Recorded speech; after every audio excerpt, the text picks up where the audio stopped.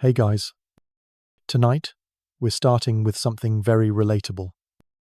Sleep, or more precisely, how medieval people slept. A practice far weirder than most of us could imagine.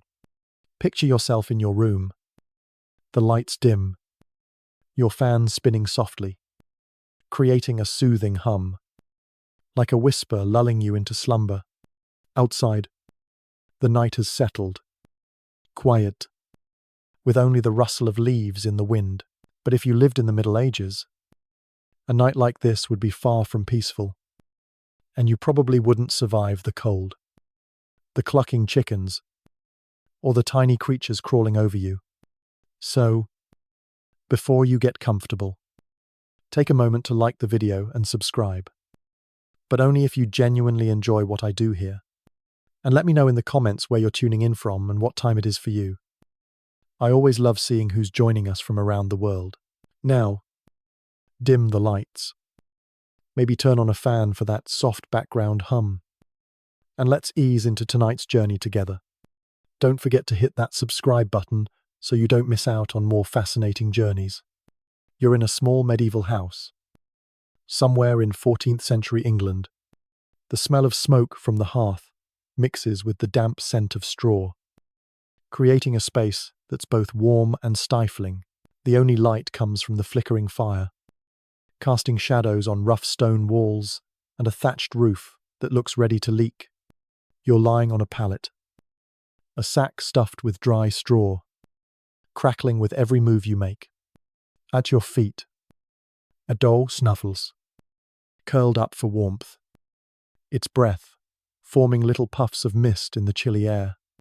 Beside you, your entire family, parents, siblings, even the grey tabby cat, huddles together on this straw pile.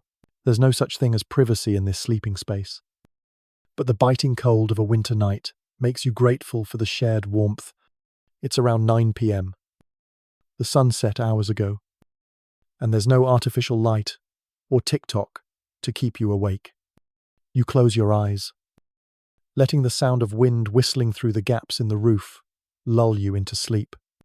This is your first sleep, a medieval ritual that splits the night into two parts. After about 4 hours, you wake up, not because you're restless, but because this is the plan. No one panics about waking in the middle of the night. This is the watch, the deliberate waking period between two sleeps.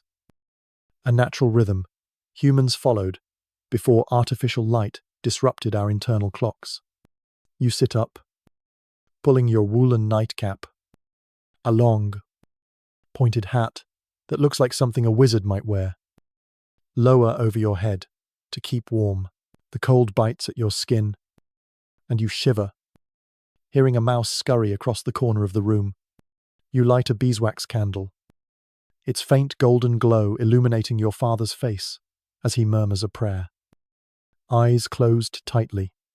This is a time for activity, for reflection, or even for quiet conversation. You hear your mother whisper to your father, discussing whether to check the livestock, worried that the nanny goat might have wandered off. You smile, thinking that if you're stressed about your sleep today, at least you don't have to worry about a goat ruining your dreams. This waking period isn't just for checking on animals. It's a time to do things you couldn't during the day. Some people pray, reciting psalms from a small book, if they're literate, or simply sit quietly, thinking about tomorrow. A quirky detail is that medieval physicians encouraged couples to use this time for intimacy. They believed that after the first sleep, your body was rested and your mind calm, making it the ideal moment for closeness. You chuckle, thinking that if you woke up at 1 a.m. to suggest romance, your partner might throw a pillow at you and say, "Go back to sleep."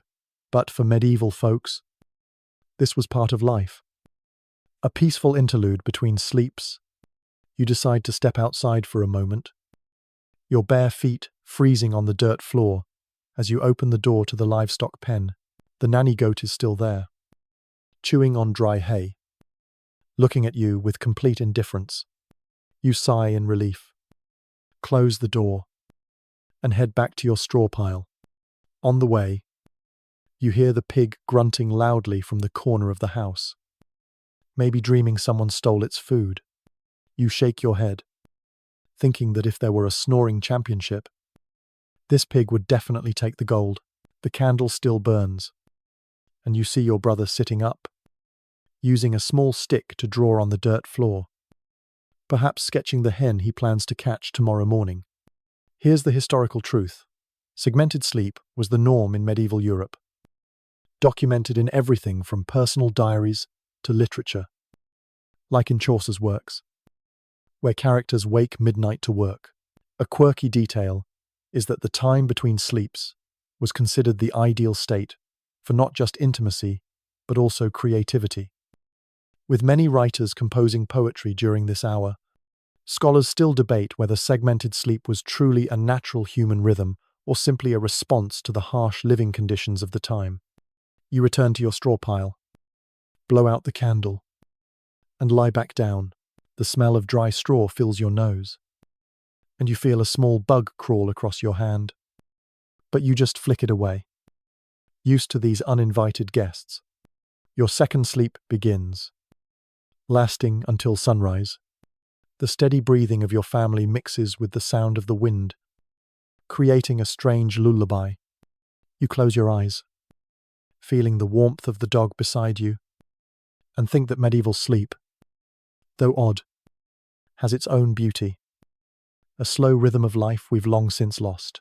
As you drift off tonight, imagine yourself on that pallet, the golden flicker of candlelight, the distant bleat of a goat, and that waking period in the night. Not to worry, but to live, to feel the world as your ancestors did. Let the wind lull you, as it lulled them, and sink into your second sleep. Peaceful and warm. Part 2: Medieval beds, pellets, pests, and shared spaces.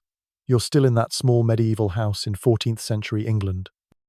The air thick with the scent of damp straw and the faint smoky tang of the hearth.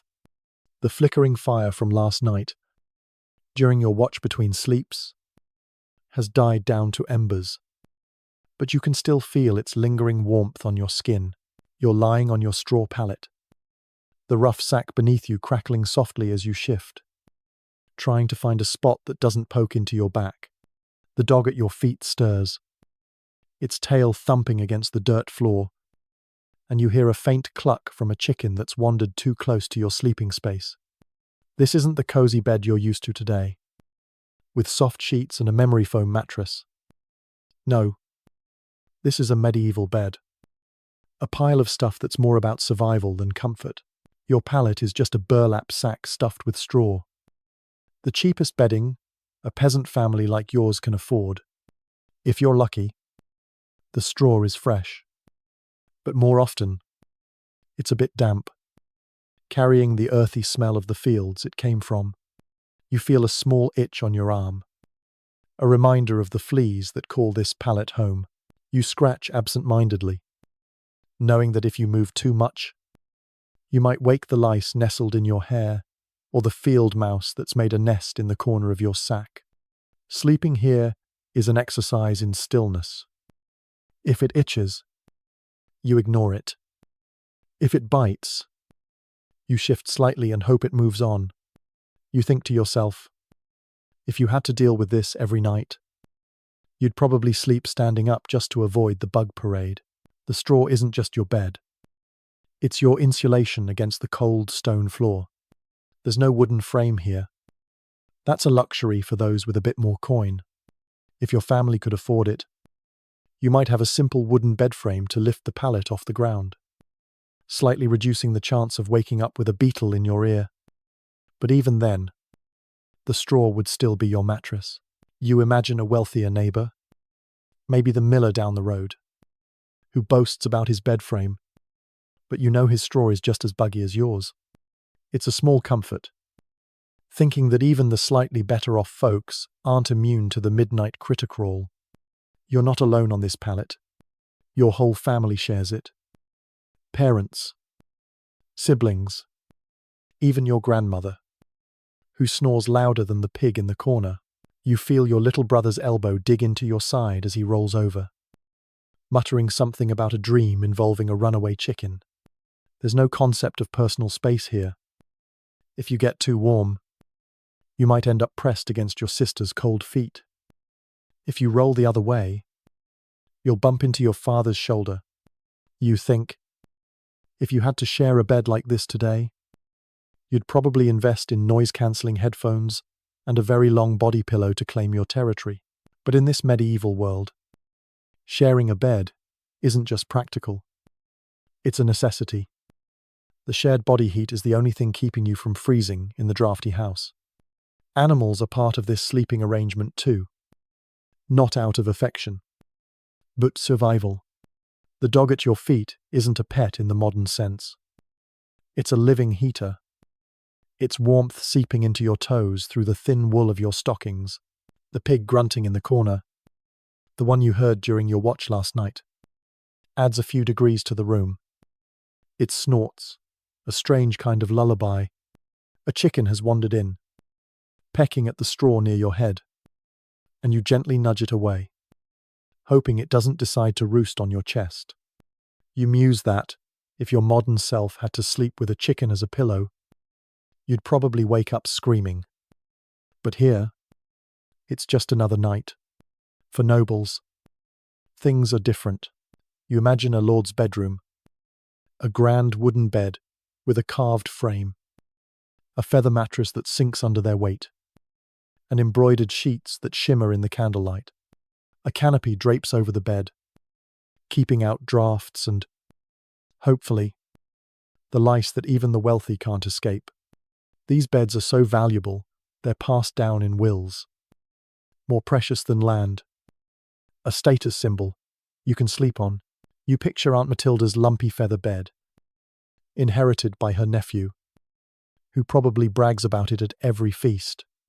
But for you, a peasant, your bed isn't about comfort. It's about not freezing, avoiding the livestock, and maybe dreaming of a day when you can sleep on something that doesn't rustle or bite. Here's the historical truth. Most medieval peasants slept on straw pallets, often shared with their entire family and animals. As documented in household records and archaeological findings of rural homes, a quirky detail is that these straw beds were so pest-ridden that some people slept with garlic or ashes sprinkled around them, hoping to repel fleas. Though it probably just made the bed smell worse. Scholars still debate whether the shared sleeping arrangements were purely practical or if they also served a social purpose, reinforcing family bonds in a harsh world. You shift again, feeling a flea bite your ankle, and you resist the urge to scratch, knowing it'll only make things worse. The dog at your feet lets out a soft whine, dreaming of chasing rabbits, and you pat its head, grateful for its warmth. The chicken clucks once more before settling near the hearth, and you hear your grandmother's snores rise to a new crescendo, a sound that could wake the dead, or at least the pig. You close your eyes, the straw crackling beneath you, and let the strange symphony of your shared sleeping space lull you back into your second sleep. A world where comfort is a distant dream, but warmth and survival are close at hand. As you drift off tonight, picture that straw pallet, the itch of fleas, the warmth of a snoring dog, and the odd comfort of a bed that's more necessity than luxury. Let the soft clucks of the chicken and the creak of the house settle around you, a reminder of a time when sleep was a communal act. Strange, but somehow enduring. Part 3. Nightcaps and sleepwear. Bedtime fashion. You're still nestled in that small medieval house in 14th century England, the faint warmth of the dog at your feet seeping through your woolen stockings. The straw pallet beneath you crackles softly as you adjust your position, careful not to disturb the flea that's been your unwelcome companion since last night. The air carries the earthy scent of damp straw and the smoky residue of the hearth, Now just a pile of glowing embers.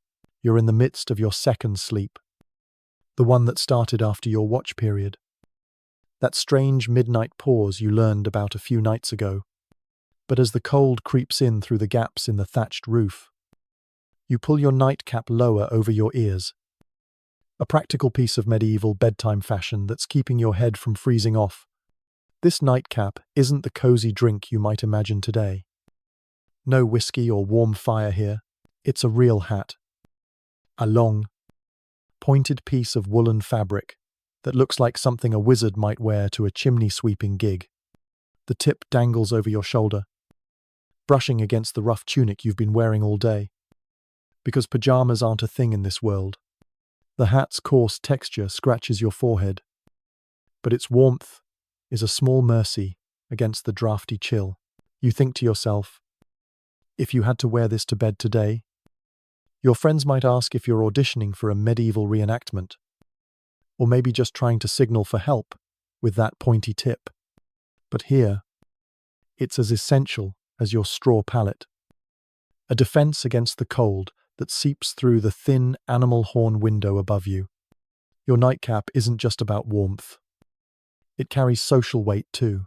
It's a deep burgundy, dyed with madder root. A modest sign of your family's small status.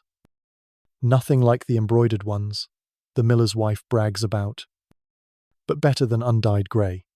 For women, nightcaps often double as a coif, a head wrap that maintains modesty even in sleep. You imagine your mother, her own cap tied tightly under her chin, her hair tucked away, as if the angels might judge her for a stray lock while she dreams. Married women are expected to cover their heads at all times. Yes, even while snoring. A rule that seems as rigid as the stone walls around you. You muse that if you had to sleep with a head wrap today. You'd probably wake up looking like you'd lost a fight with a scarf. But here, it's a quiet act of piety. You're not just wearing a nightcap. Your sleepwear is a far cry from the soft pajamas you might lounge in now. You're still in your day clothes. A long, loose tunic made of scratchy linen. The same one you wore while tending the fields earlier. It smells faintly of sweat and dirt, with a hint of the barley you were threshing. But changing into something else for bed isn't an option. This tunic doubles as your nightshirt, its hem brushing your knees, its sleeves wide enough to let the cold air sneak in. You think, if you tried to sleep in your day clothes now, you'd probably wake up feeling like you'd just run a marathon in jeans. But for medieval folks, this is practical, itchy, and occasionally flammable near the hearth. For men, the tunic is simpler, often undid, a beige grey that blends into the dim light of the room. You notice your father's tunic as he shifts beside you, its rough weave catching on the straw, a faint tear at the elbow from a day of ploughing. For women, the nightshirt might be slightly longer, sometimes with a drawstring at the neck to keep out drafts, or at least to pretend it does. In wealthier homes, you imagine the lady of the manor wearing a linen shift, maybe even embroidered with simple thread, a luxury that marks her status even in sleep. But for you, a peasant, your sleepwear is what you've been wearing all day. A practical choice in a world where laundry is a rare luxury and soap is more myth than reality. Here's the historical truth. Nightcaps were a common accessory in medieval Europe, documented in household inventories and even depicted in illuminated manuscripts, where figures are often shown sleeping with pointed hats. A quirky detail is that in some regions, nightcaps became a social signal. If you opened your door wearing one, it was a polite medieval way of saying, "I'm off duty. Please leave." A bit like wearing sweatpants to a Zoom meeting today. Scholars still debate whether the nightcap's primary role was warmth, or if it also served as a cultural marker, tying into broader norms about modesty and status. You pull the nightcap tighter, feeling its warmth against your scalp, though the tip now tickles your neck. a minor annoyance you've learned to ignore. Your tunic scratches at your skin, but you're too tired to care. The day's labor, still heavy in your bones. The dog at your feet lets out a soft sigh. Its warmth, a steady comfort.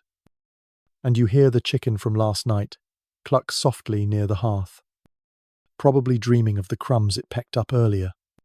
You think, if you had to wear this get-up to bed today, you'd probably trade it for a heated blanket, faster than you can say flea bite. But here, it's just another layer of survival. A strange kind of bedtime fashion that keeps you alive through the night. As you drift off tonight, imagine that woolen nightcap, its pointy tip dangling, the scratchy tunic against your skin, and the quiet weight of modesty that even sleep can't escape. Let the soft clucks of the chicken and the dog's steady breathing wrap around you. A reminder of a time when bedtime fashion was less about style and more about enduring the cold. One itchy layer at a time. Part 4. Sleeping with strangers.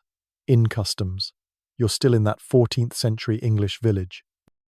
The chill of the night seeping through the gaps in your small peasant home. The woolen nightcap you adjusted last night sits snugly on your head, its pointed tip brushing your shoulder as you rise from your straw pallet. The familiar crackle of straw beneath you, the scent of damp earth, and the faint smoky tang of the hearth linger in the air. Mixing with the soft snorts of the pig in the corner, you're not in your family's cramped sleeping space anymore. Though, today, you're on the move. A weary traveller, a merchant, perhaps, or a pilgrim making your way to a nearby market town. The muddy road stretches ahead, and by dusk, you find yourself at a bustling medieval inn, where the promise of rest comes with a catch. You'll be sharing a bed with strangers. You push open the heavy wooden door of the inn, the creak of its hinges drowned out by the hum of voices inside. The air is thick with the smell of ale, roasted mutton, and the sweat of travellers who've been on the road all day. A fire crackles in the hearth, casting a warm orange glow across the room, where trestle tables are crowded with merchants, pilgrims, and a few locals nursing their drinks. You approach the innkeeper, a stout man with a stained apron, and ask for a place to sleep. He grunts, pointing toward a narrow staircase, and tells you there's space in the bed upstairs. You nod, grateful for any rest. But as you climb the creaking steps, you realize this isn't the private room you might dream of today. This is a medieval inn, and privacy is as rare as a warm bath. You enter a low-ceilinged room, the air stuffy with the scent of unwashed bodies and damp wool. A single large bed dominates the space, its wooden frame sagging under a straw mattress that looks suspiciously lumpy. Two men are already there. One, a burly blacksmith with a beard full of crumbs. The other, a wiry pilgrim clutching a rosary, his boots still caked with mud. They glance at you, nod briefly, and shift to make room. You hesitate, feeling the weight of your small bundle of belongings, a few coins, a loaf of bread, and a knife tied to your belt. Sharing a bed with strangers feels as strange to you as it would today. But here, it's not just normal. It's expected. You think, if you had to share a bed with random people now, you'd probably book the next flight home. But in this world, it's just another night on the road. You settle onto the edge of the bed, the straw crackling beneath you, and feel the fleas from your own pallet back home suddenly seem like old friends compared to what might be lurking here. The blacksmith snores loudly, his elbow dangerously close to your face, while the pilgrim mutters prayers under his breath, his rosary beads clicking softly. There's no personal space. No pillows. Just a shared woolen blanket that smells of ale and something you'd rather not identify. You tie your bundle tighter to your belt, a precaution against theft, and try to relax, though the thought of waking up poorer keeps you on edge. You muse that, if you were in a modern hotel with a snoring neighbor, you'd at least have a wall between you. But here, it's a free-for-all, and you're just hoping the blacksmith doesn't roll over and crush you.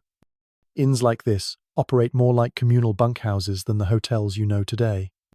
Beds are shared to maximize space, often hosting 2, 3, or even 4 travelers, depending on how many the innkeeper can squeeze in. In larger towns, you might find yourself in a dormitory-style hall, rows of beds packed with strangers, the air filled with competing snores and the occasional cough. Some inns try to group travelers by profession: blacksmiths with blacksmiths, clergy with clergy, but more often, it's first come, first spraveled. You imagine the innkeeper downstairs, laughing as he assigns a thief to share with a merchant, probably hoping for some late-night drama. You think, if you were running this inn today, you'd at least hand out earplugs and a no-stealing sign. But here, efficiency trumps comfort, and you're just grateful to be off the muddy road. Here's the historical truth. Medieval inns frequently required travelers to share beds, a practice well documented in travel accounts and legal records from the period, reflecting the scarcity of private lodging. A quirky detail is that some inns in larger cities separated men and women when possible. But not always. Sometimes you'd end up with a mixed group, and the only rule was to keep your hands to yourself, or at least pretend to. Scholars still debate whether this bed-sharing custom was purely practical, or if it also reinforced a sense of communal trust, even among strangers. In a world where survival often depended on cooperation, you shift carefully, trying not to wake the blacksmith, whose snores now sound like a bear with a head cold. The pilgrim has finally stopped praying, but now he's muttering in his sleep. Something about a saint and a lost sandal. You pull your nightcap, the same pointed woolen one you wore back home, lower over your ears, hoping to muffle the noise. But it's no use. The blanket feels scratchy against your skin, and you're pretty sure something just bit your ankle. A reminder that the fleas have followed you here. Or maybe these are new ones. Eager to meet you, you close your eyes. The creak of the inn's timbers and the distant laughter from downstairs blending into a strange lullaby, and try to drift off, knowing that in this medieval world, a shared bed is the price of a roof over your head. As you drift off tonight, imagine that crowded-in bed, the snores of strangers, the scratch of a shared blanket, and the quiet clink of the pilgrim's rosary. Let the hum of the inn, the crackle of the hearth below, and the faint rustle of straw lull you into sleep. A reminder of a time when rest came with company, whether you wanted it or not. Part 5. Bedtime Prayers, Spiritual Safeguards. You're still in that bustling medieval inn in 14th century England. The creaky wooden bed beneath you, sagging under the weight of you and your unexpected bedmates from last night. The blacksmith's snores rumble like distant thunder, and the pilgrim beside you clutches his rosary even in sleep, its beads clicking softly as he shifts. The air smells of stale ale, damp wool, and the faint musk of straw from the mattress. A reminder of the flea-filled pallet you left behind at home. Your pointed woolen nightcap, the one you've grown oddly fond of, sits snugly on your head, its tip brushing your shoulder as you sit up. The chill of the night, seeping through the inn's thin walls. It's time for your second sleep. But before you can drift off, there's a ritual you can't skip. One that's as much a part of bedtime as the straw beneath you, a prayer to safeguard your soul. You sit cross-legged on the bed, careful not to jostle the blacksmith, whose elbow is still dangerously close to your face. The inn is quieter now. The laughter from downstairs faded to a murmur. Though you can still hear the faint crackle of the hearth below, you fold your hands. The rough linen of your tunic, the same one you've worn all day, scratching against your wrists. and begin to whisper a prayer, your voice barely audible over the pilgrim's soft mutterings. This isn't just a soothing habit. It's a spiritual necessity, a medieval antivirus for your soul. You're preparing for the very real possibility that you might not wake up, a thought that doesn't scare you as much as it might today. Because in this world, death is a constant companion, whether from illness, a fire, or simply being over 30 in a time when that's considered old age. Your prayer is simple but earnest. 1. You've heard your mother recite every night back home, "If I should die before I wake, I pray the Lord my soul to take." You murmur, the words slipping out like a well-worn melody. It's a chilling sentiment, a child's rhyme that doubles as a legal plea to the heavens, acknowledging death as a likely bedtime outcome. You add a few more lines, asking for protection from the devil, who you've been told lurks in the shadows, waiting for unguarded souls. You glance at the dark corners of the room, half expecting to see a pair of glowing eyes. But it's just the flicker of a dying candle on the windowsill. You think, if you had to pray like this every night today, you'd probably need a calming app and a cup of chamomile tea to even get started. But here, it's as routine as pulling on your nightcap. This isn't just about personal safety. It's a communal act. You hear the pilgrim beside you stirring, his own prayers resuming as he waits for his watch. That midnight pause you've come to expect. He's asking Saint Christopher, the patron of travelers, to guard him on his journey. His voice a low chant that blends with the creak of the inn's timbers.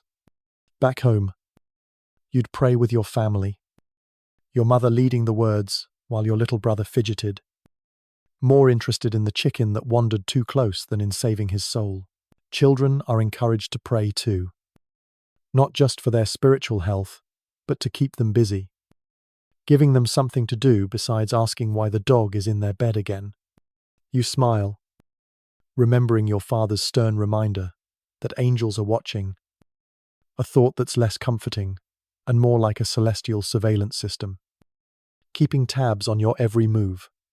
For the devout, like monks or nuns, bedtime prayers are even more elaborate. You imagine a monastery nearby, where monks gather for compline, the final prayer service of the day, their voices echoing through stone vaults as they chant psalms by candlelight. After compline, they take a vow of silence, a relief for those already exhausted from a day of labor and fasting. You think, if you had to pray that much before bed today, you'd probably fall asleep mid-sentence and hope the angels gave you points for effort. But for them, it's a sacred duty, a last-minute spiritual cleanse before the uncertainties of the night. Here's the historical truth. Bedtime prayers were a widespread practice in medieval Europe, often recorded in devotional texts and household manuals, reflecting the era's deep fear of death and spiritual peril during sleep. A quirky detail is that some people prayed to specific saints known for protecting sleepers, like Saint Michael, who was seen as a holy bouncer guarding your soul from demonic intruders. Scholars still debate whether these prayers were primarily about seeking peace or if they were more about fear-driven damage control, a way to hedge bets against an unpredictable afterlife. You finish your prayer, feeling a small sense of calm wash over you, though the blacksmith's sudden snort makes you jump, nearly undoing your spiritual effort. You lie back down, the straw mattress crackling beneath you, and pull the shared blanket up to your chin. Its scratchy wool, a familiar discomfort. The pilgrim's rosary beads click one last time as he settles back into sleep, and you hear a faint cluck from downstairs. Maybe that same chicken you've been imagining since home, wandering the inn in search of crumbs. You close your eyes, the weight of your prayer lingering like a soft shield, and let the inn's quiet hum, the creak of wood, the distant crackle of the fire lull you into your second sleep. A world where every night is a gamble, but your whispered words keep the darkness at bay. As you drift off tonight, Imagine that whispered prayer, the flicker of candlelight in the inn, the click of rosary beads, and the quiet fear of a night that might not end in dawn. Let the soft snores of strangers and the crackle of the hearth wrap around you, a reminder of a time when sleep was as much a spiritual act as a physical one, guarded by words and faith. Part 6. Medieval Drive-Eames. Messages from the Divine. You're still in that creaky medieval inn in 14th century England. The shared bed beneath you sagging as you settle into your second sleep after last night's whispered prayers. The straw mattress crackles softly, a familiar sound now, and the faint itch of a flea bite lingers on your ankle, a reminder of the pallet you left behind at home. The blacksmith beside you snores in a steady rhythm, his breath heavy with the scent of ale, while the pilgrim clutches his rosary, its beads silent now as he sleeps. Your woolen nightcap keeps your head warm against the draught seeping through the inn's thin walls, and the scratchy blanket you share smells of wool and sweat. The air carries the faint smoky tang of the hearth downstairs, blending with the musty scent of damp straw. You've just drifted off, the weight of your bedtime prayer still lingering, when a dream begins to unfold, a vivid, strange vision that feels like more than just a trick of your mind. In your dream, you're standing in a misty field, the grass damp under your bare feet, the sky above a swirling grey that seems alive with whispers. A figure approaches, cloaked in black, holding a book that glows faintly with an eerie light. You feel a chill, not from the cold, but from the weight of his gaze, though you can't see his face. He opens the book, and you see strange symbols, yellow birds, red cats, spectral dogs dancing across the pages. He speaks, his voice a low hiss, asking you to sign your name. But before you can answer, the dream shifts. Now you're in your village church, the stone walls echoing with chants, and a priest points at you, shouting that you've been marked by the devil. You wake with a start, your heart pounding, the blacksmith's snore pulling you back to reality. You think, if you had a dream like that today, you'd probably blame late-night tacos. But here, it feels like a message you can't ignore. Dreams in the medieval world aren't dismissed as random nonsense. They're taken seriously, seen as messages from God, saints, the devil, or even your guardian angel. You sit up, careful not to wake your bedmates, and rub your eyes. The dream's images still vivid. That cloaked figure, the book, the animals, they feel like a warning, or maybe a test. You've heard stories from your village priest about dreams as divine revelations, how Saint Joseph was warned in a dream to flee with Mary and Jesus. But you've also heard darker tales of dreams planted by demons to tempt the faithful. You wonder if the devil really visited you, or if it's just the ale you drank downstairs playing tricks on your mind. You think, if you had to interpret dreams like this today, you'd probably need a therapist and a dream journal. But here, it's a matter of spiritual survival. You've heard of monks and nuns who record their dreams, sharing them with their superiors for interpretation. Some are celebrated for holy visions, like seeing angels or the Virgin Mary, while others are told to fast for 3 days to cleanse their soul of demonic influence. You imagine a monk in a nearby monastery, hunched over a parchment by candlelight, scribbling about a dream of a burning field, hoping it's a sign of God's favor and not a warning of hellfire. In your village, the local wise woman often interprets dreams for a small fee, claiming that fire means purification, water means renewal, but a man with a book might mean the devil's bargain. You shudder, remembering her warning about dreams of animals. They could be familiars, spirits sent to corrupt you. You think, if you paid her to interpret your dream today, You'd probably end up broke and fasting for a month, just to be safe. Here's the historical truth. Medieval Europeans widely believed dreams were significant. As documented in theological texts and dream interpretation, manuals like the Oneirocriticon of Artemidorus, which influenced Christian thought. A quirky detail is that some dreams were so feared that people would confess them as if they were real sins. If you dreamed of stealing bread, it might reveal your gluttony, and you'd better repent before dawn. Scholars still debate whether this obsession with dreams was purely religious, or if it also reflected a psychological need to find meaning in a chaotic, unpredictable world. You lie back down, the straw mattress shifting beneath you, and pull the blanket closer. Its scratchy wool, a small comfort against the unease your dream has left behind. The blacksmith snorts in his sleep, and the pilgrim mutters something about St. Christopher, his rosary beads clicking faintly as he turns. You hear a soft cluck from downstairs. That wandering chicken still pecking around the inn. Oblivious to your spiritual crisis, you close your eyes, hoping your next dream is less ominous. Maybe one of those peaceful visions of a flowing river the wise woman talks about. Not a cloaked figure with a glowing book. You whisper a quick prayer, just in case, and let the inn's quiet sounds, the creak of timbers, the distant crackle of the hearth, lull you back into sleep. A world where dreams aren't just dreams, but messages you ignore at your peril.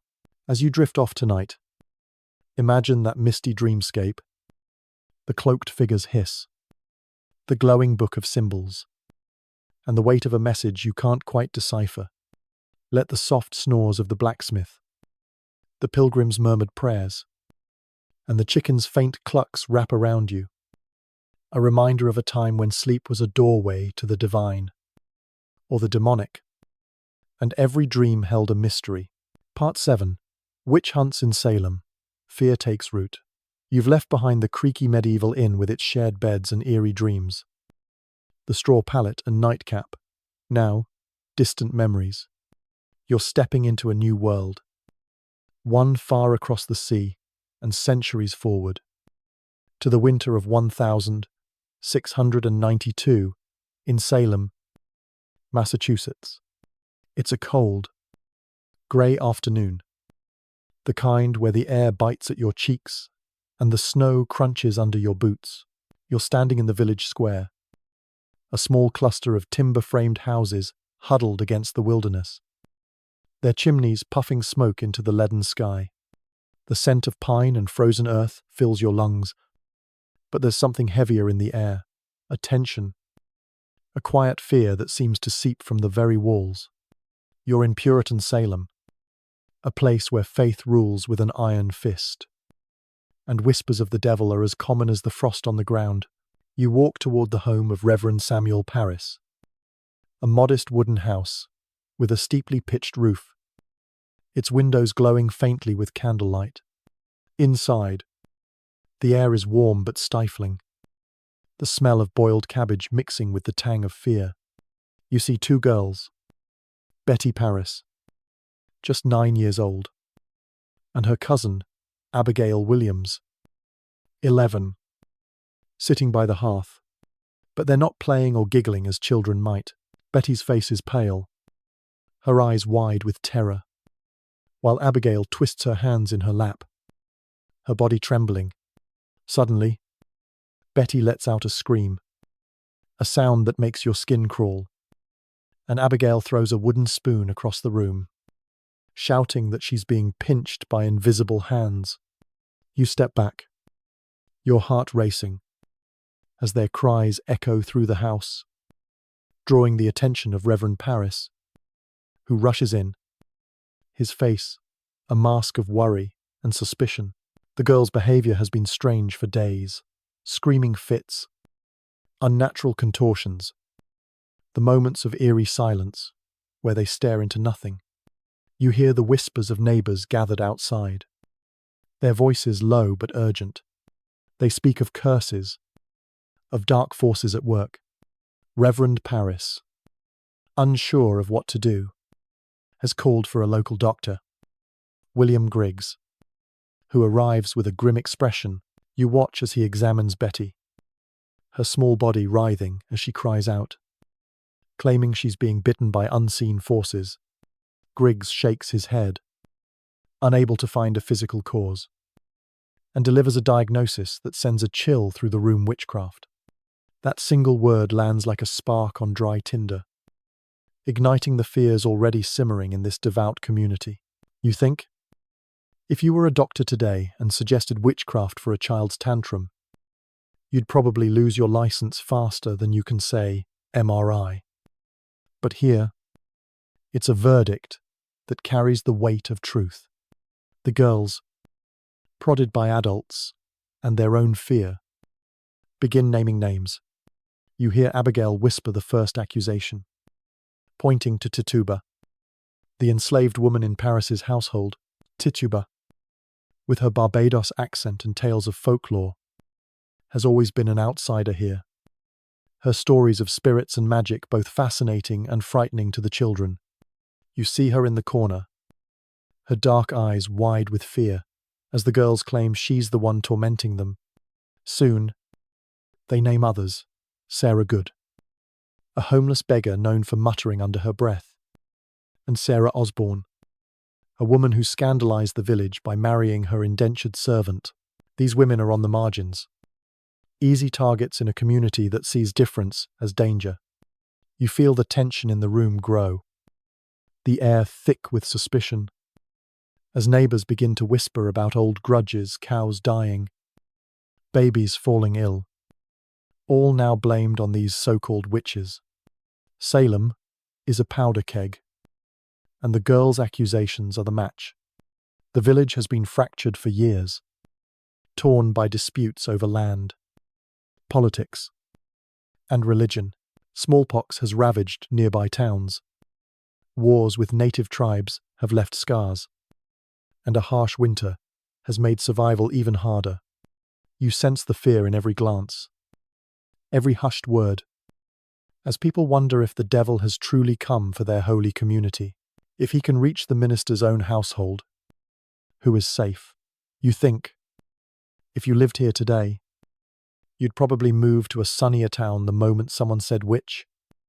But for these Puritans, flight isn't an option. They believe they're building God's city on a hill, and they'll fight any evil to protect it, even if it means turning on their own. Here's the historical truth. The Salem witch trials began in 1692 with the strange behavior of Betty Paris and Abigail Williams, leading to the first accusations against Tituba, Sarah Good, and Sarah Osborne. As recorded in court documents and contemporary accounts, a quirky detail is that Tituba's storytelling, rooted in Caribbean folklore, included tales of yellow birds and red cats, which the girls later claimed to see as spectral familiars, a detail that fueled the hysteria. Scholars still debate whether the girls' actions were the result of genuine fear, psychological stress, or a deliberate performance to gain attention in a rigid society. You step outside. The cold air, a sharp contrast to the suffocating tension inside. The snow has started to fall again, dusting the ground in a thin white layer. But it does nothing to cleanse the growing dread in Salem.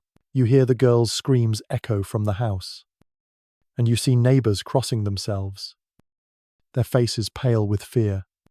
The word witchcraft spreads like wildfire, whispered from house to house. And you know this is only the beginning.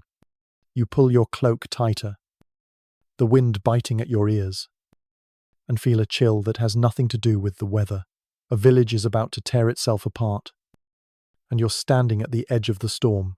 As you drift off tonight, imagine that cold Salem square, the girls' screams, the whispers of witchcraft, and the heavy weight of fear settling over the village. Let the soft crunch of snow, the crackle of distant hearths, and the murmur of prayers lull you into sleep, to a reminder of a time when fear turned neighbors into enemies, and the night held terrors far worse than dreams. Part 8. Witch Trials in Salem. Legal Chaos. You're still in the frigid village of Salem, Massachusetts. In the spring of 1692. The snow from that tense winter day now melted into muddy patches on the ground. The air smells of damp earth and pine. But the tension you felt in Reverend Parris's house has only grown, spreading like a fever through the Puritan community. You're standing outside the meeting house in Salem town, a stark wooden building with narrow windows, its steep roof casting a long shadow in the late morning sun. Inside, the first trials of the accused witches are unfolding, and the village is buzzing with a mix of fear, curiosity, and grim determination.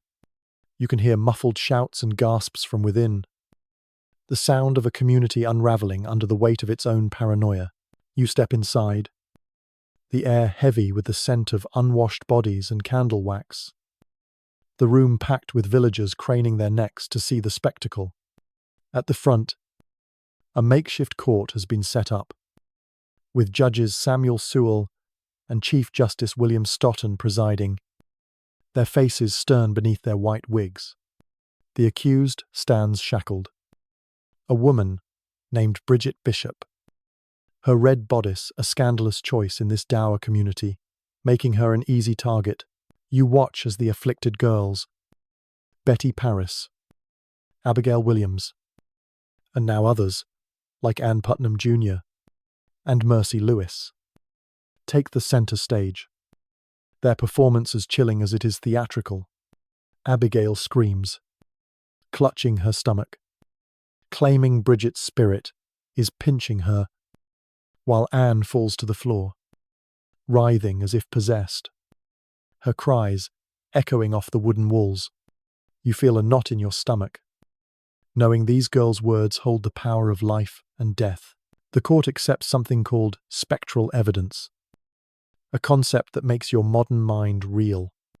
It means the girls' claims of seeing Bridget's ghost-like form tormenting them in dreams or visions are admissible, even if Bridget was miles away or asleep in her cell at the time. You hear a villager beside you whisper that Bridget's spirit choked her baby last month. Another claims to have found enchanted dolls in her home, though no one produces them.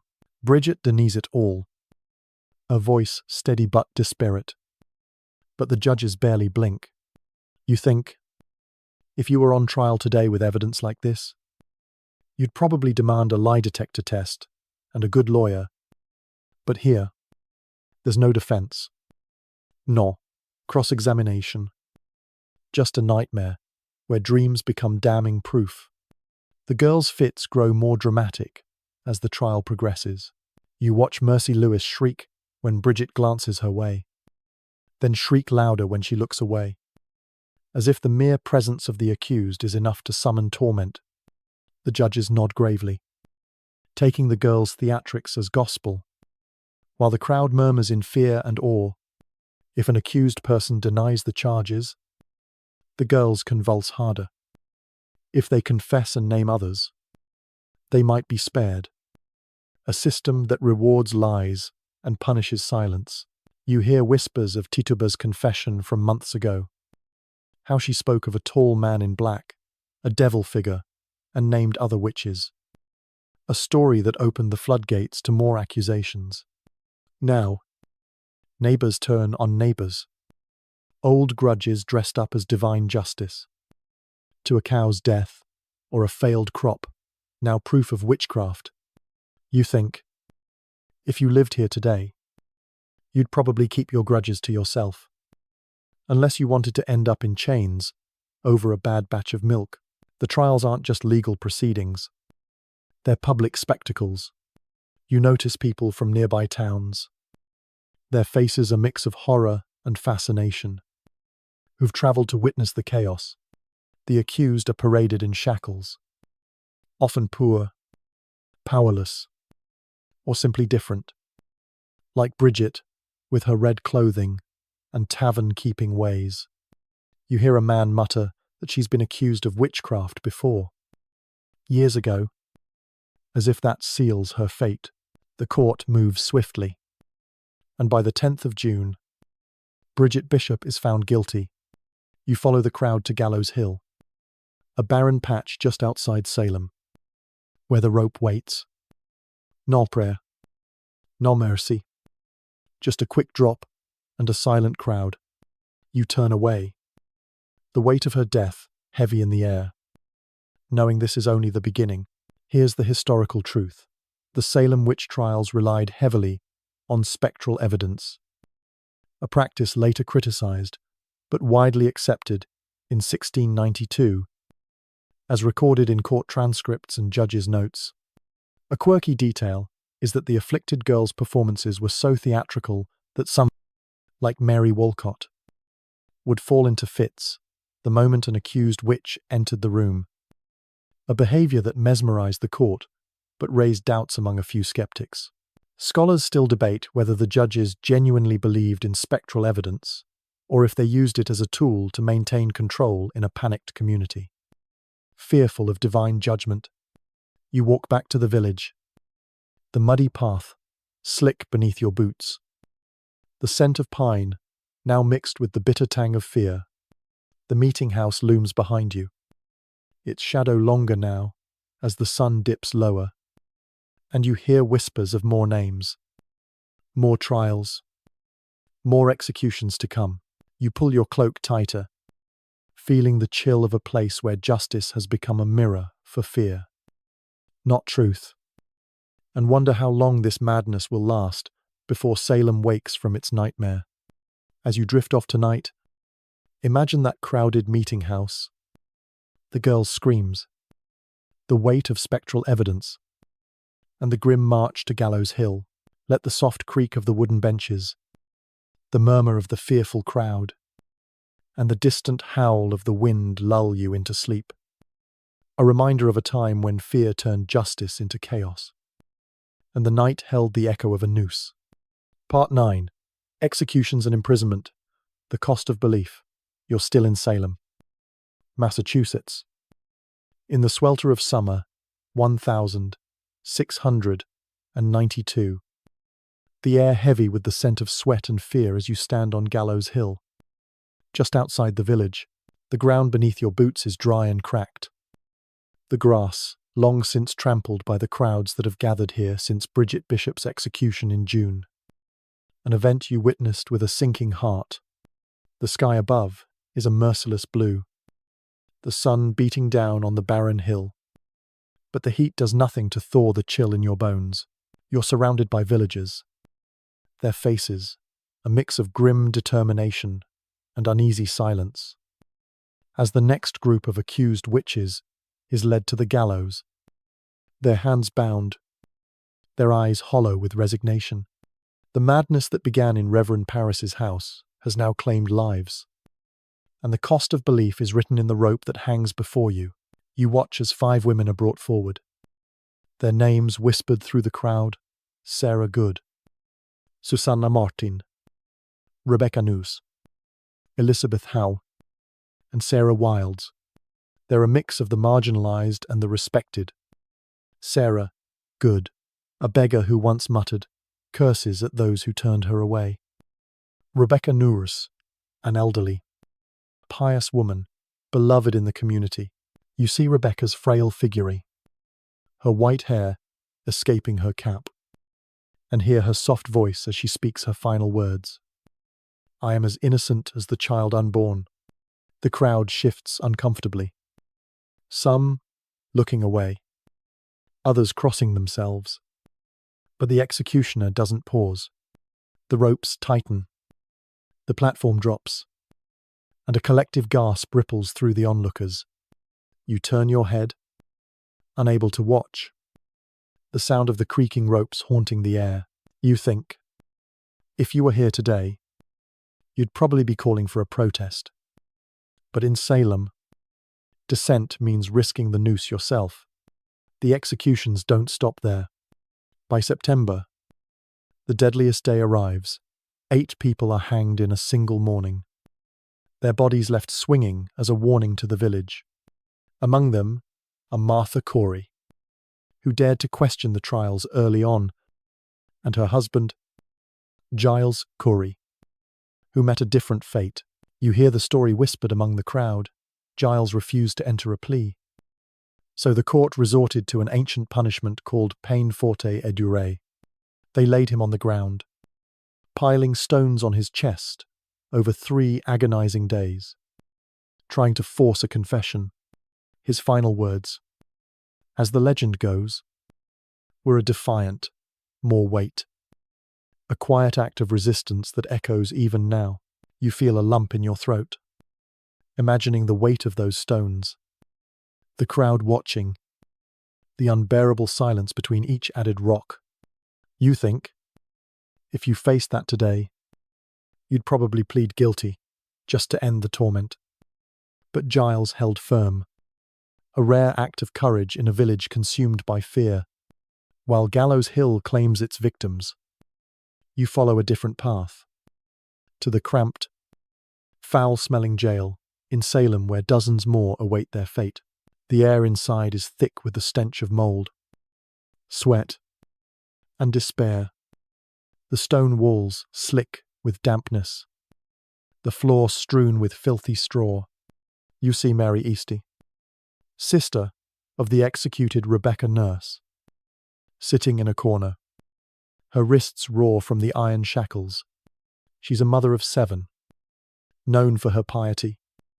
Yet here she is, rearrested after a brief release when the afflicted girls had new fits. You hear her whisper a prayer, not for herself, but for the court to stop these proceedings before more innocent blood is shed. Her words are futile. She's hanged soon after, her plea ignored. You think, if you were in her place today, you'd probably be writing a viral petition from your cell. But here, there's no appeal, only the clank of chains and the echo of prayers. The jail holds more than just adults. You see Dorothy Good, a 4-year-old girl, her tiny wrists shackled, her eyes vacant after months of imprisonment. She's the daughter of Sarah Good, interrogated after her mother's arrest. Her childish gibberish taken as a confession of witchcraft. She spends 8 months here, released only after the trial's end. But the trauma breaks her mind. She never recovers. Nearby, Elizabeth Proctor, pregnant and sentenced to die, sits quietly, her execution delayed until after her child is born. A small mercy that saves her life. You feel the weight of their stories, the families torn apart, the lives shattered by accusations born of fear and lies. The jail swells beyond capacity.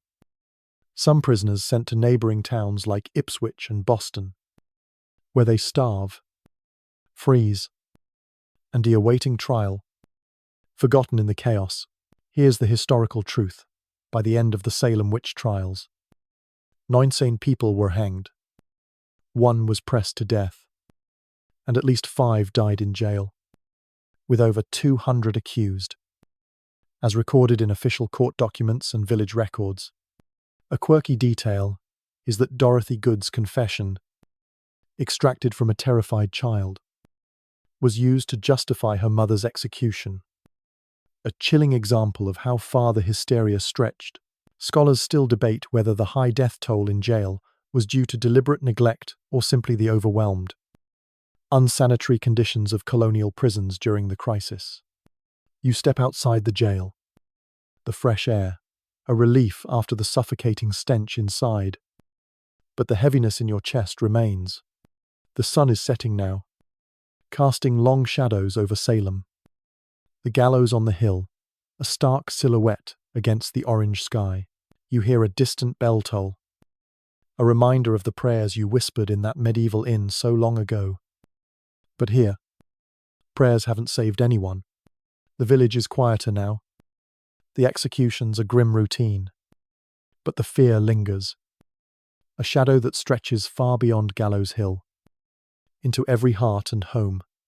As you drift off tonight, imagine that barren hill, the creak of the gallows, the weight of stones on Giles Corey's chest, and the quiet prayers in a darkened jail. Let the soft toll of the bell, the rustle of wind through the pines, and the distant murmur of a grieving village lull you into sleep, a reminder of a time when belief cost lives, and the night held the echo of innocence lost. Part 10. The Collapse of the Witch Hunts. A Late Awakening. You're still in Salem, Massachusetts. As the crisp fall of 1,692 settles over the village, the air now sharp, with the scent of fallen leaves and wood smoke, the gallows on the hill, where you witnessed the executions of Rebecca, Nurse, and others, stand silent now, their ropes swaying in the wind, a grim reminder of the lives lost. You're walking through the village square, the timber-framed houses casting long shadows in the late afternoon light, the muddy paths churned by the boots of those who once flocked to watch the hangings, the hysteria that gripped Salem since the girl's accusations in Reverend Parris's house has begun to crack, not because of a sudden return to reason, but because the accusations have grown too bold, reaching into the very heart of the colony's power structure. The village is waking from its nightmare, but the scars it leaves are deep. You hear whispers among the villagers gathered near the meeting house, their voices low but urgent. The turning point came when Reverend George Burroughs, a former Salem minister, was accused of being the ringleader of the witches. You remember his execution, how he stood on Gallows Hill and recited the Lord's Prayer flawlessly, a feat witches were believed incapable of doing. The crowd had fallen silent. Some wept, and even the most hardened believers were shaken. Though the execution proceeded, that moment planted a seed of doubt, one that has now taken root. You see a woman in a grey bonnet mutter to her neighbour that Burroughs was a godly man, and if he could be accused, who is safe? You think, if you were here today, you'd probably start a podcast to unpack that moment.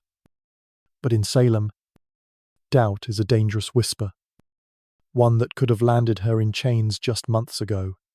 The accusations have reached too far, even touching Mary Phipps, the wife of Governor William Phipps himself. You hear the story from a merchant unloading barrels of cider when the governor's own wife was named. Phipps, already unnerved by growing criticism, took action.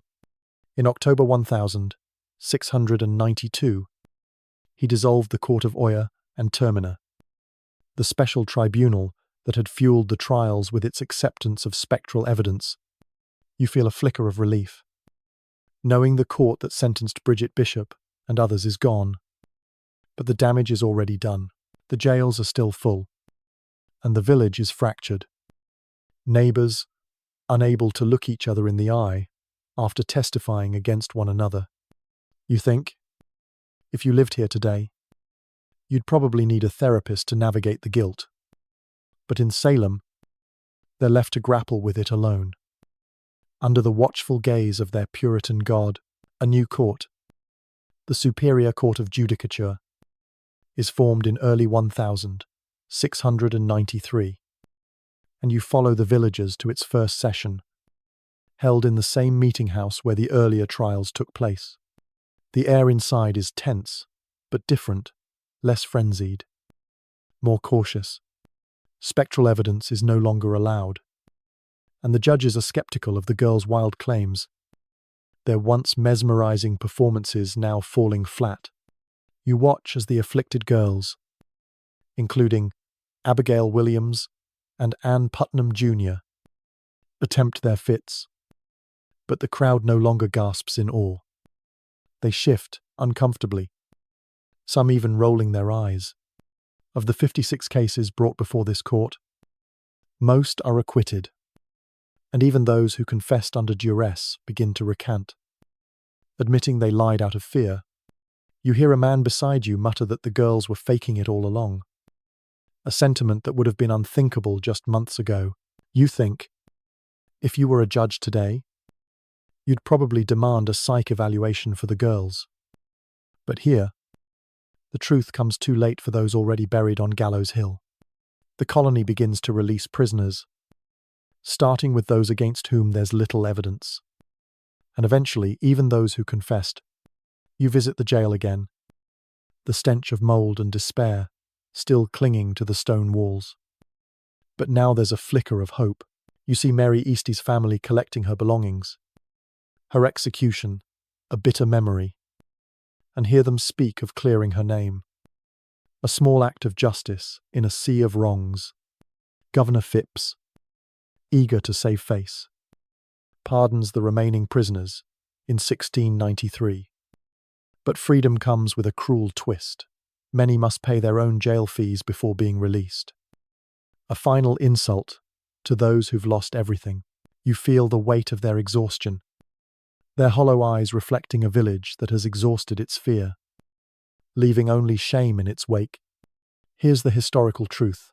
The Salem witch trials ended when Governor Phipps dissolved the Court of Oyer and Terminer in October 1692, and the new Superior Court of Judicature, established in 1693, acquitted most of the remaining accused.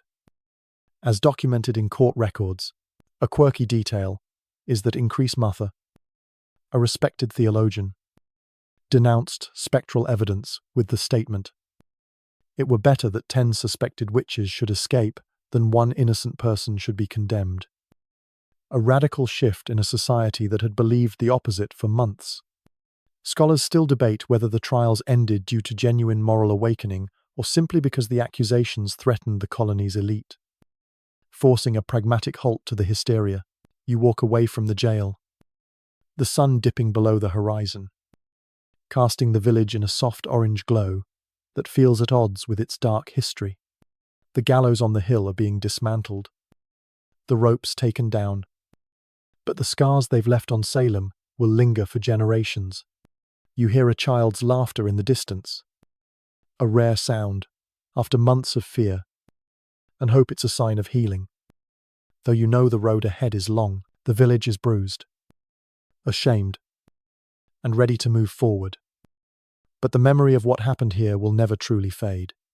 As you drift off tonight, imagine that quiet village square, the dismantled gallows, the hollow eyes of the freed prisoners, and the faint echo of a child's laughter.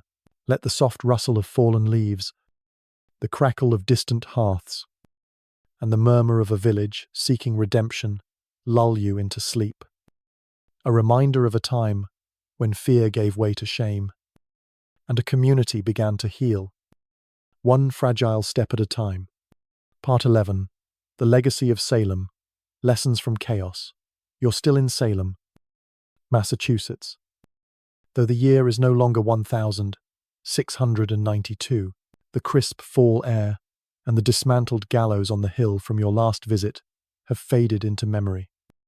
And now you're walking through the same village square in the early 18th century. Around 1711, the timber-framed houses still stand, their steep roofs dusted with a light frost. But the village feels different, quieter, heavier, as if the air itself carries the weight of guilt. The scent of wood smoke and pine lingers, but the frenetic energy of the witch trials has long since dissipated, replaced by a somber reflection. You're here to witness the aftermath of Salem's darkest chapter, a time when the community begins to grapple with the cost of its hysteria, and the lessons it leaves ripple far beyond this small Puritan town. You stop near the meeting house, the same wooden building where the trials unfolded. Its narrow windows now dark and silent. A small group of villagers gathers nearby, their faces etched with a mix of resolve and sorrow. You recognize some of them as relatives of the executed Rebecca Nurse's children. John Proctor's family holding petitions they've submitted to the Massachusetts government.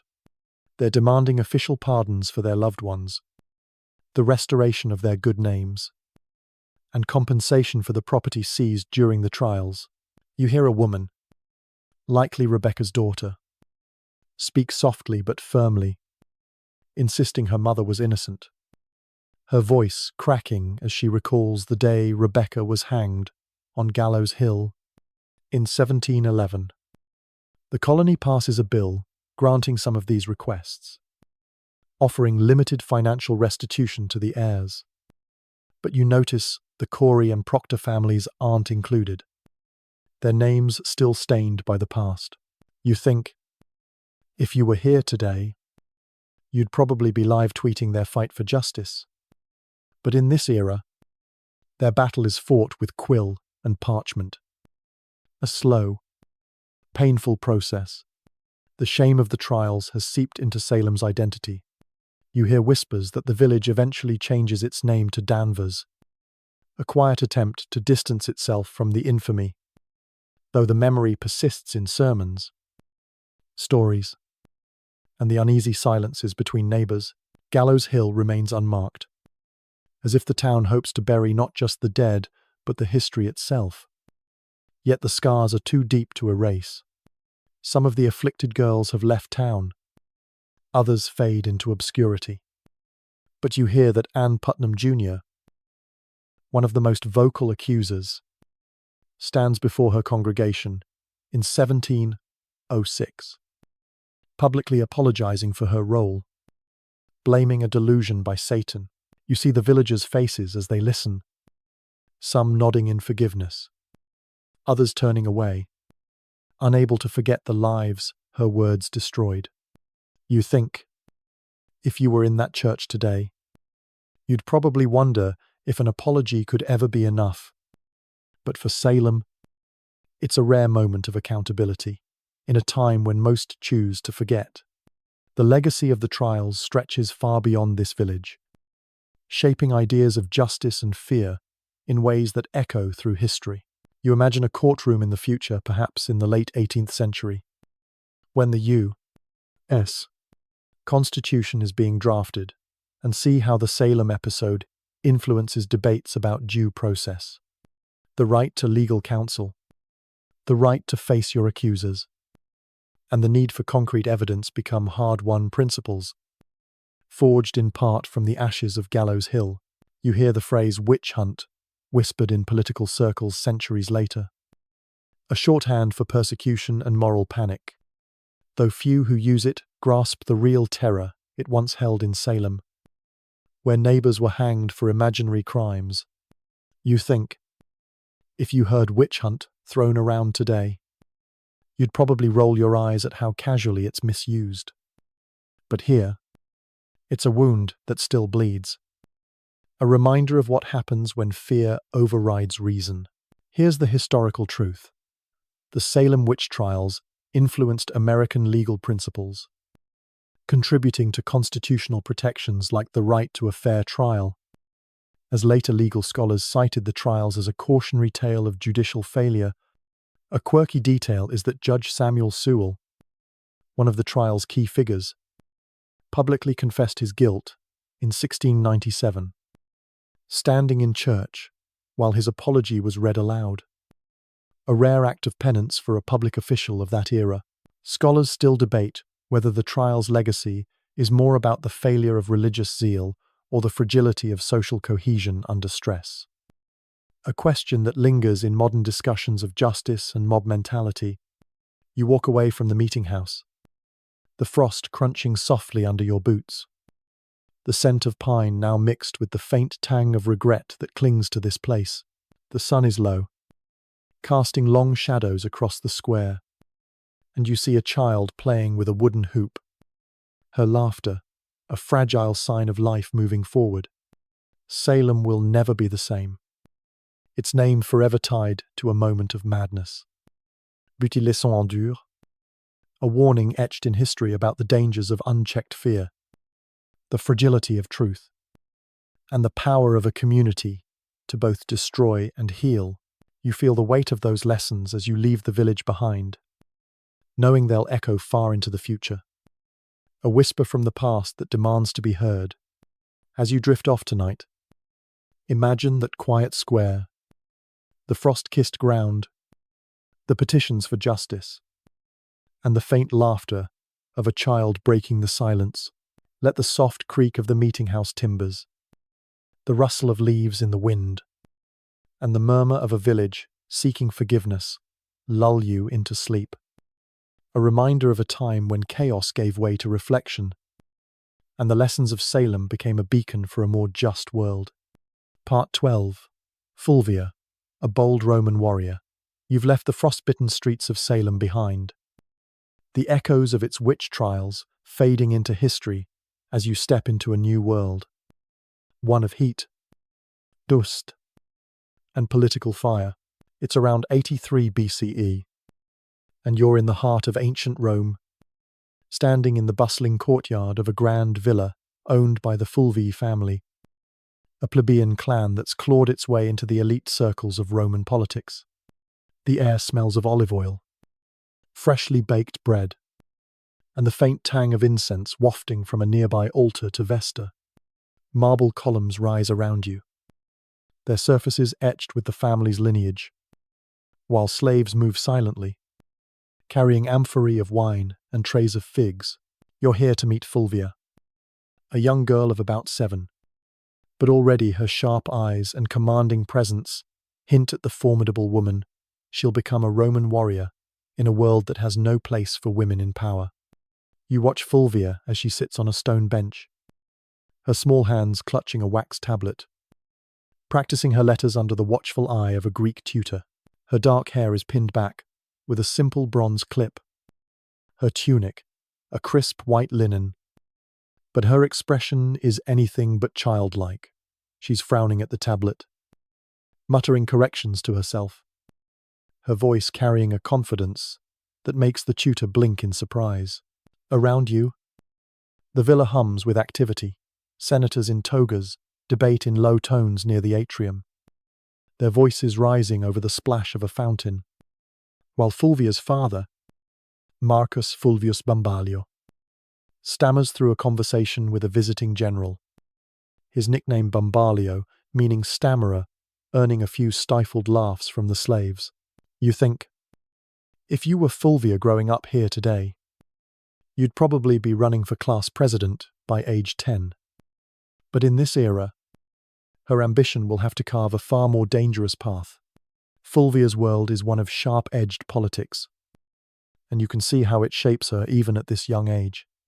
The Roman Republic is unraveling, torn by civil wars, populist revolts, and power struggles between generals like Sulla, Pompey, and the rising Julius Caesar. You overhear the senators discussing Sulla's recent march on Rome, a bloody affair that left bodies in the streets and power up for grabs. Fulvia's family isn't one of the oldest patrician clans, but they've produced consuls and orators. Their bloodline, a mix of ambition and disruption. You notice Fulvia glance up from her tablet, her eyes narrowing as she listens to the men's debate, absorbing every word like a sponge. She's growing up in a household where politics isn't just a game played in the forum, it's in the marriages, the funerals, the whispered deals over wine. You feel the weight of expectation on her small shoulders. A girl born to command in a society that demands women be silent partners. Refined, educated, and obedient. You fast forward a few years, and now Fulvia is a young woman, around Swansea, her education complete, her mind as sharp as a gladius. You're in the same villa, but the atmosphere is more tense. The Republic's instability, a constant undercurrent. Fulvia stands in the atrium, her posture straight, her voice firm as she speaks to a group of her father's clients, freedmen, and plebeians who owe the Fulvii loyalty. She's arranging support for a local election. Her words precise. Hair, gestures commanding, as if she's already a senator herself. Roman women of her class are expected to stay in the shadows, influencing through whispers. But Fulvia refuses to fade into the background. You hear a matron nearby cluck her tongue, muttering that Fulvia is too bold, too educated, too connected for her own good. But Fulvia doesn't flinch. She knows her worth, and she's ready to wield it like a weapon. You think, if you were her friend today, You'd probably tell her to start a podcast on Roman politics. But here, her voice will soon shake the Republic itself. Fulvia's first major move comes with her marriage to Publius Clodius Pulcher, a populist agitator who thrives on chaos. You're at their wedding, a lavish affair in the Fulvi villa, the air filled with the scent of roasted peacock and garlands of roses. Claudius, with his sharp grin and scandalous reputation, he once infiltrated a women-only religious rite. Dressed as a woman, stands beside Fulvia. Their union, a strategic alliance. You see Fulvia's calculating gaze as she greets guests, her saffron veil shimmering in the torchlight, her mind already working on how to leverage Clodius's street-level power. Together, they'll become a new kind of Roman power couple. Bold, aggressive, and unapologetic. But their alliance will come at a cost. One that will thrust Fulvia into the spotlight in ways Rome isn't ready for. You feel the heat of the torches, the weight of the crowd's expectations, and know that Fulvia's journey has just begun. Here's the historical truth. Fulvia was born around 83 BCE into the Fulvii family, a plebeian clan that had risen to prominence in Roman politics. As recorded by ancient historians like Appian and Plutarch, a quirky detail is that her father, Marcus Fulvius Bambalio, was mocked for his stammer, yet Fulvia inherited none of his hesitancy, becoming a commanding figure in a male-dominated world. Scholars still debate whether Fulvia's early exposure to political instability shaped her ambition or if her boldness was innate. A question that lingers as we trace her rise through Rome's turbulent years. You step back from the wedding feast, the laughter and clink of goblets fading as you watch Fulvia and Clodius share a quiet word, their heads bent together, already planning their next move. The torches cast flickering shadows on the marble floor, and you feel a sense of anticipation. Knowing that Fulvia is no ordinary Roman woman, she's a force. One who will command armies, lead revolts, and leave her mark on history, whether Rome is ready or not. As you drift off tonight, imagine that grand Roman villa, the scent of incense and roses, the murmur of political plots, and the fierce gaze of a young Fulvia, ready to conquer a world that isn't prepared for her. Let the soft splash of the fountain, the rustle of togas, and the distant hum of a city on the brink of chaos lull you into sleep. A reminder of a time when one woman dared to break every rule, and the Republic trembled at her name. Part 13. Fulvia leads the war. Perusia rebels. You're still in ancient Rome. The year now, 41 BCE. The air thick with the scent of dust and tension as you stand on the walls of Perusia, modern-day Perugia, a fortified city in central Italy, the grand villa of the Fulvi family, where you first met the young Fulvia, feels a world away, but her fierce spirit is right here with you, commanding the scene. You're at her side, watching as she oversees a rebellion against Octavian, the future Augustus, in a conflict that will become known as the Parisine War. The sun beats down on the stone ramparts, your tunic sticking to your skin with sweat, while the distant sound of Octavian's siege engines echoes through the valley below. Fulvia, now in her early 40s, stands tall in a saffron robe edged with gold, her dark hair pinned tightly, her eyes sharp with determination as she directs soldiers in their preparations, a Roman woman leading a war, a sight that shocks the Republic to its core. You see Fulvia issuing orders to a centurion, her voice cutting through the clamour of soldiers, sharpening swords and hauling stones to reinforce the walls. She's not just a figurehead. She's the driving force behind this rebellion. Alongside Lucius Antonius, Mark Antony's younger brother and a consul, the war began as a response to Octavian's land redistribution program, which displaced many Italians to reward his soldiers, stirring discontent that Fulvia seized upon. You hear her rallying the troops, calling Octavian a tyrant who betrays Caesar's legacy. Her words igniting cheers from the men. She's raised 8 legions, an unprecedented act for a woman, and seized Perusia as a stronghold, her fingerprints on every decision. You think, if you were leading a rebellion today, you'd probably have a PR team spinning your story on social media. But Fulvia does it with raw charisma and sheer will, a warrior in a world that expects her to stay home and weave. The city is under siege. Octavian's forces cutting off supplies, their catapults launching stones that crash against the walls, sending dust and debris into the air. You duck as a projectile whizzes overhead, the impact shaking the ground beneath your feet. Fulvia doesn't flinch, her gaze fixed on the horizon where Octavian's army camps. Their tents a sea of white against the green valley.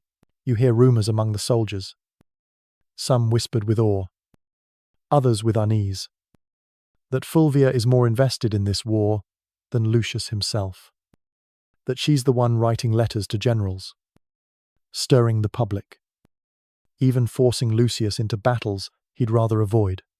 You see her hand a sealed scroll to a messenger, her expression fierce as she instructs him to deliver it to Antony's loyal troops in the east. A plea for support that you know may never come. You think, if you were in her sandals today, you'd probably be texting for backup. But Fulvia's fighting a war with parchment and grit, her resolve unshaken by the odds. Inside Perugia, the mood is tense. The streets narrow and crowded with soldiers and civilians alike. You follow Fulvia as she walks through the city, her presence commanding as she encourages the troops, her voice carrying over the clatter of armor and the cries of merchants rationing food. She stops to speak with a group of veterans, promising them land and honor if they hold the city. Her words a lifeline in the face of dwindling supplies. You smell the faint tang of smoke from fires lit to keep the cold at bay. The city's stores of grain nearly gone. The faces of the people gaunt with hunger. Fulvia's own face shows the strain, but her eyes burn with defiance. A woman who's fought too hard to surrender now. You think, if you were facing a siege today, you'd probably order takeout and hope for the best. But Fulvia's leading a city through starvation, her courage a beacon in the darkness. Here's the historical truth: Fulvia, alongside Lucius Antonius, led the Perusine War in 41 BCE against Octavian, raising 8 legions and seizing Perusia, as documented by ancient historians like Appian and Dio Cassius. A quirky detail is that Octavian later claimed Fulvia taunted his troops by having slingshots inscribed with insults about his manhood, a psychological tactic that shows her flair for warfare beyond the battlefield. Scholars still debate whether Fulvia acted with Mark Antony's full approval or if she launched the war on her own initiative, a question that highlights her unprecedented autonomy in a patriarchal society. You stand beside Fulvia on the ramparts as night falls. The sky, a deep indigo, the distant campfires of Octavian's army flickering like stars on the horizon. The city is quieter now, the sounds of siege engines replaced by the soft murmur of soldiers on watch and the occasional cry of a hungry child. Fulvia's hand grips the stone wall, her knuckles white, her gaze fixed on the enemy below.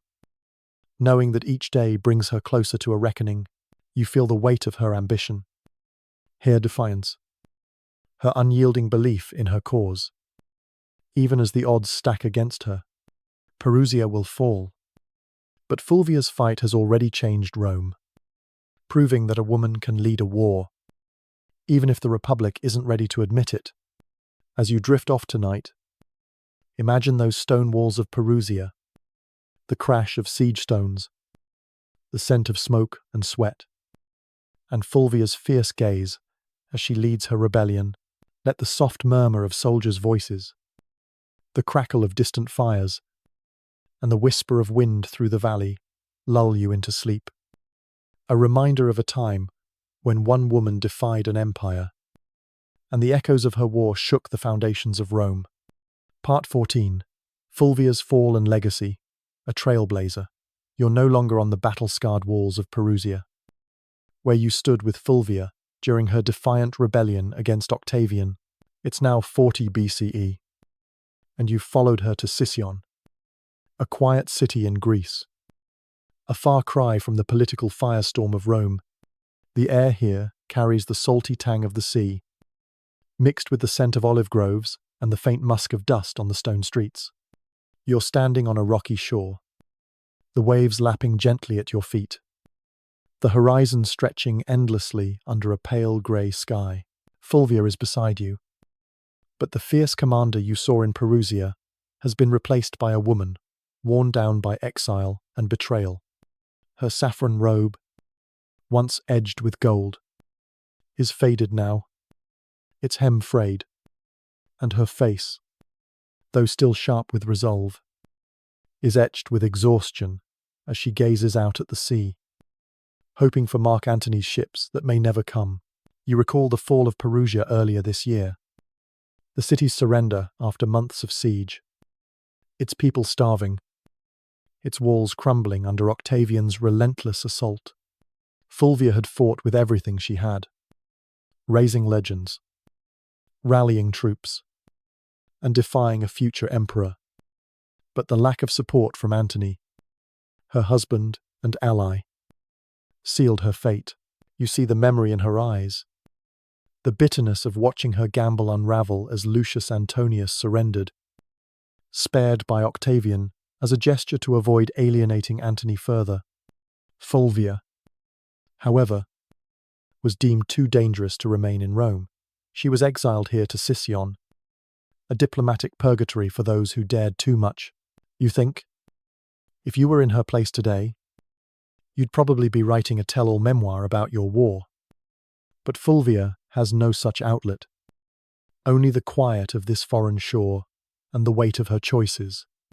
You follow her to a modest house in Sicyon, its plaster walls cracked, its interior sparse compared to the grand Fulvi villa you once visited.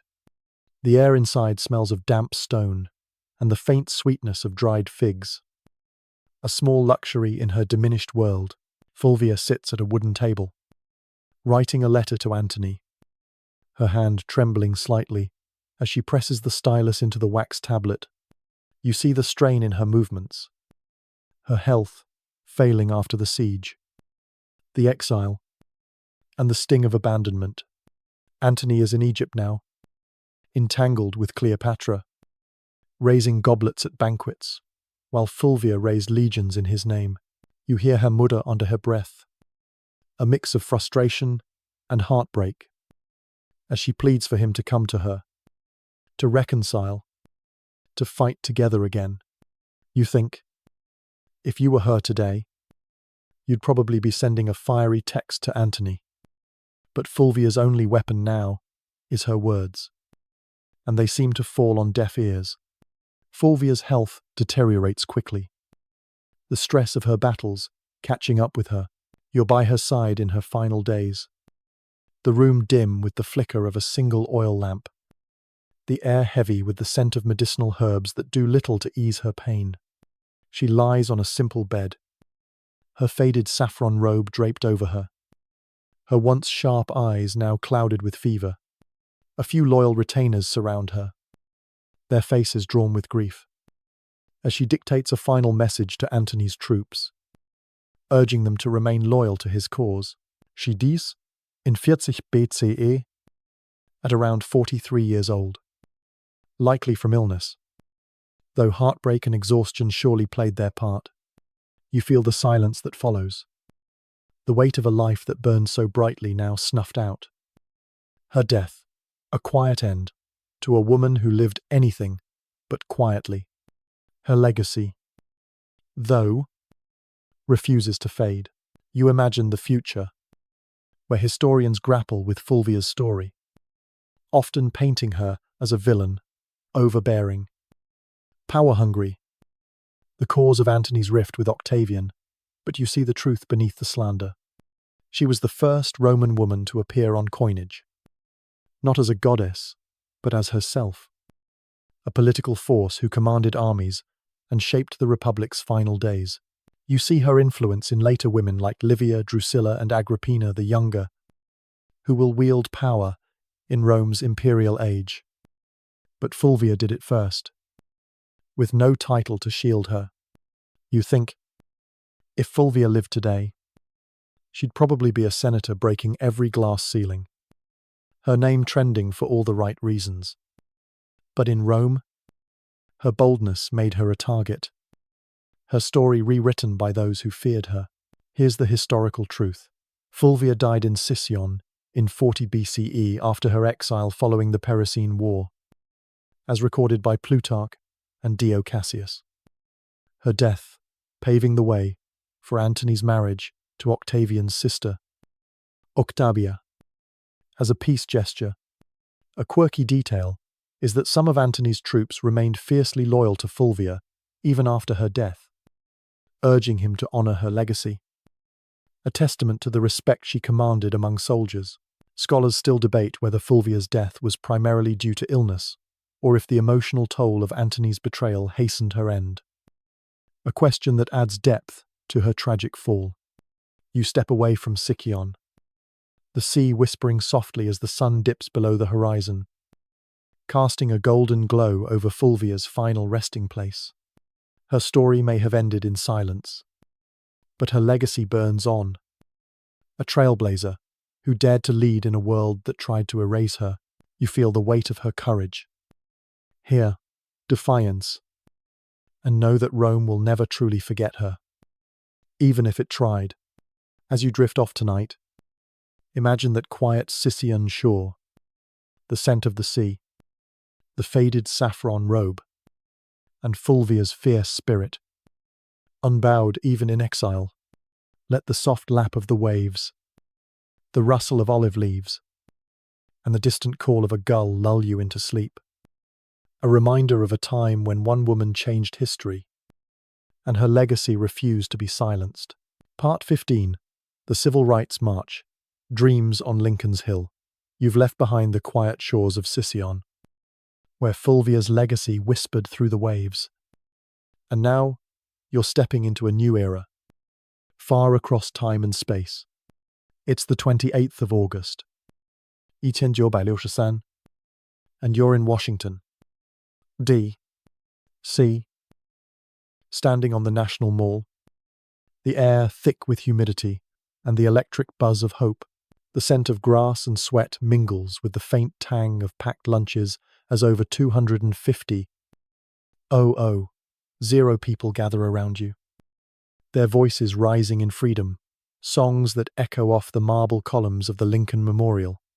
You're here for the March on Washington for Jobs and Freedom, a moment that will etch itself into history, where dreams of equality take shape under the gaze of Abraham Lincoln's stone statue. You feel the heat on your skin, the weight of history in the air, and know you're about to witness something extraordinary.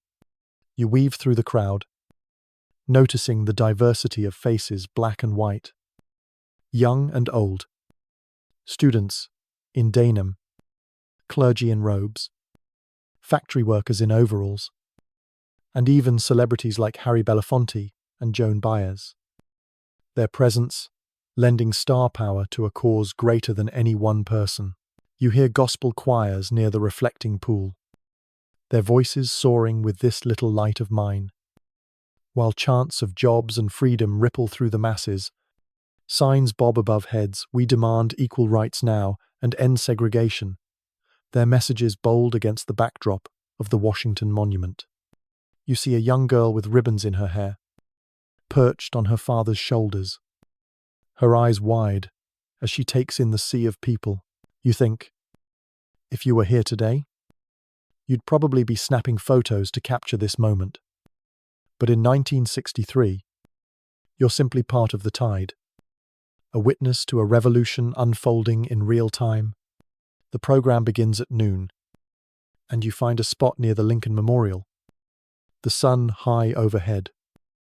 Your tunic, still a faint memory of Rome, replaced by the simple cotton dress or shirt of a 1960s marcher.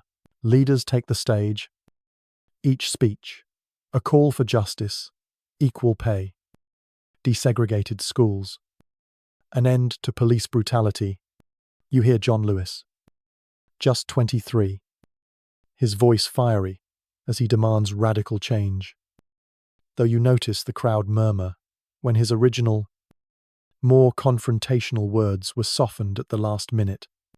Mahalia Jackson sings, her voice a balm to the weary, and you feel the crowd's anticipation build as the day wears on. Then, Dr. Martin Luther King Jr. steps to the podium, his dark suit crisp despite the heat, his expression calm but charged with purpose. You lean in, sensing the moment history has been building toward, his voice rising like a sermon as he begins. I have a dream. King's words hit you like a wave. Each phrase, a vision of a better world. I have a dream that one day this nation will rise up and live out the true meaning of its creed. He says, his voice echoing over the mall.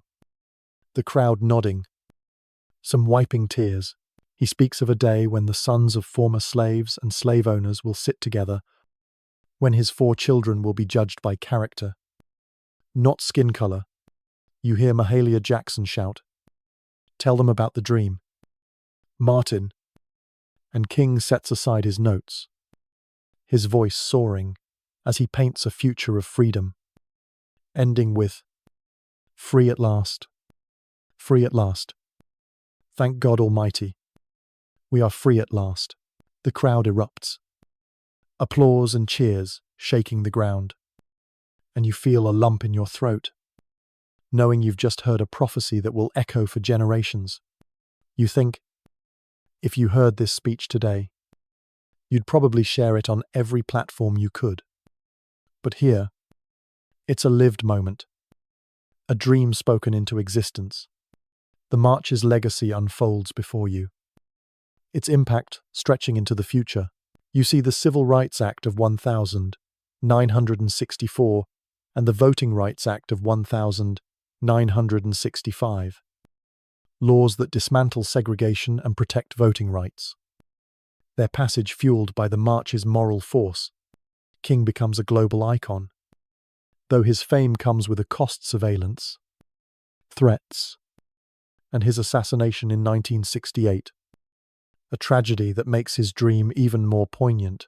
You imagine modern movements like Black Lives Matter, marching through the same cities, chanting for the same justice. Their signs echoing 1963's demands. The dream remains alive, challenged but enduring. Its promise, still a call to action for a world that hasn't fully realized it. Here's the historical truth.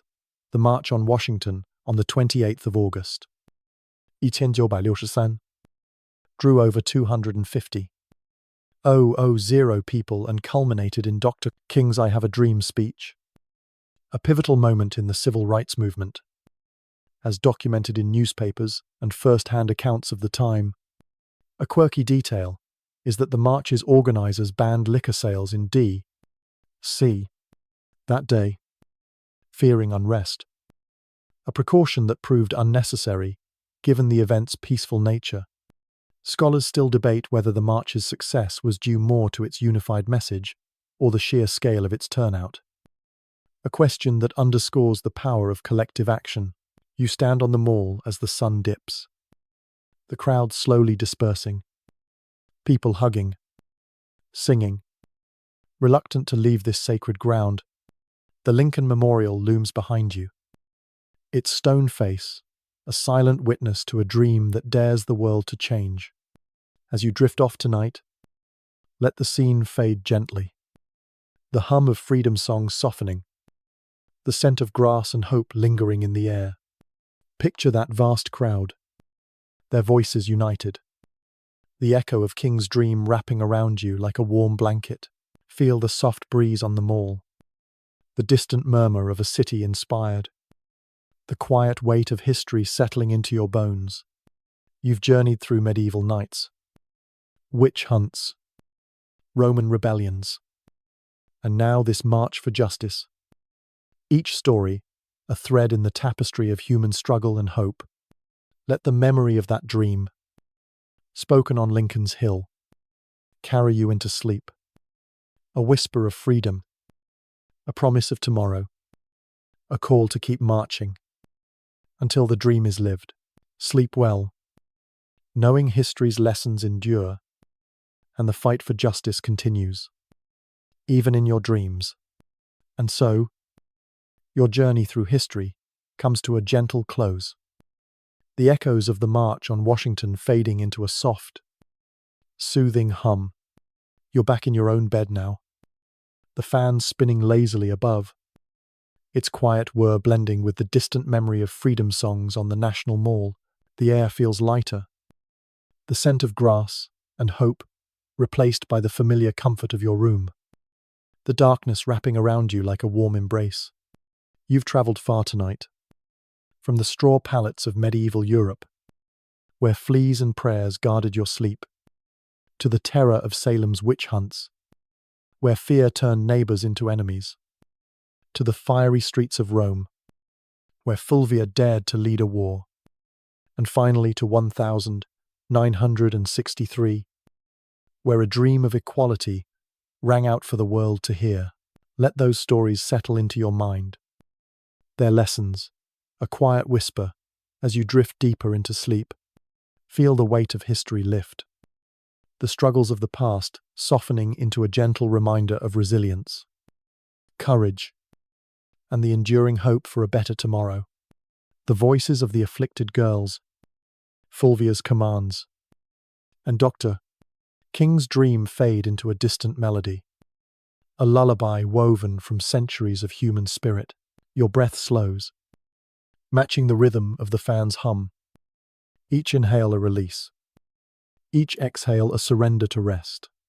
The night is yours now, a peaceful expanse where dreams can bloom, free of fear, full of possibility. Sleep deeply, knowing you've walked through history tonight, and its stories will wait for you, ready to inspire another journey when you wake. Good night, dear listener. Sleep well, dream big, and rest easy.